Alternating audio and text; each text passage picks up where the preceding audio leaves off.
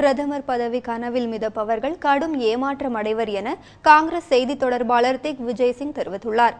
பாஜகவின் தேர்தல் பிரச்சார குழு தலைவராக நியமிக்கப்பட்டுள்ள குஜராத் முதலமைச்சர் நரேந்திர மோடி அடுத்த ஆண்டு நடைபெறவிருக்கும் நாடாளுமன்ற தேர்தலில் பிரதமர் வேட்பாளராக அறிவிக்கப்படலாம் என்ற கருத்து அக்கட்சியில் நிலவுகிறது. இந்நிலையில் குஜராத்தில் நடைபெற்ற நிகழ்ச்சி ஒன்றில் பேசிய மோடி தமக்கு பிரதமராகும் கனவு இல்லை என்றும் குஜராத் முதலமைச்சராக இருப்பதே மகிழ்ச்சி அளிக்கிறது என்றும் கூறியிருந்தார். இந்நிலையில் காங்கிரஸ் செய்தி தொடர்பாளரும் அக்கட்சியின் பொதுச் செயலாளர்களில் ஒருவருமான திக் விஜய் சிங் டுவிட்டர் இணையதளம் மூலம் மோடி மீது தாக்குதல் தொடுத்துள்ளார். பிரதமர் பதவி கனவில் மிதப்பவர்கள் கடும் ஏமாற்றம் அடைவர் என்று அவர் கருத்து தெரிவித்துள்ளார். இதன் மூலம் நரேந்திர மோடி மீது அவர் கடும் தாக்குதல் தொடுத்துள்ளதாக கூறப்படுகிறது.